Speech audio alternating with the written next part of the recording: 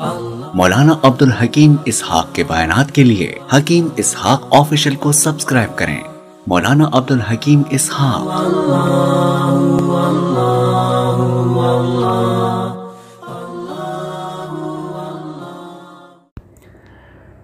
السلام علیکم ورحمۃ اللہ وبرکاتہ۔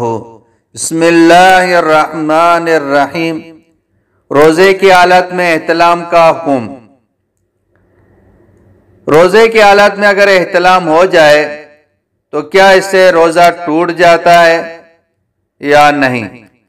اگر روزہ ٹوٹ جاتا ہے تو اس کے بعد کچھ کھا پی سکتے ہیں یا روزے کی حالت کی طرح رہنا ہوگا؟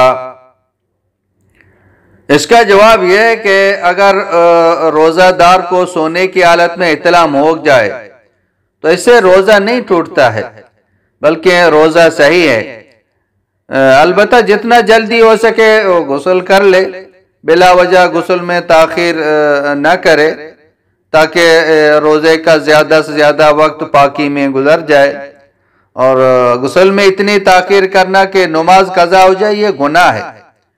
اور باقی روزہ جب باقی ہے تو دن بھر بھوکا پیاسا رہ کر روزہ مکمل کرنا یہ ضروری ہے۔ احتلام سے روزہ یہ نہیں ٹوٹتا ہے تو روزہ صحیح ہے۔ بس جتنا جلدی ہو سکے اور پاک ہو جائے اور غسل کر لے، غسل کو تاخیر نہ کرے۔ اتنی جو نہ دیر ہو جائے کہ اسے نماز قضا ہو جائے تو یہ گناہ ہے، باقی احتلام سے روزہ نہیں ٹوٹتا ہے۔ واللہ اعلم بالصواب۔ مولانا عبدالحکیم اسحاق کے بیانات کے لیے حکیم اسحاق آفیشل کو سبسکرائب کریں۔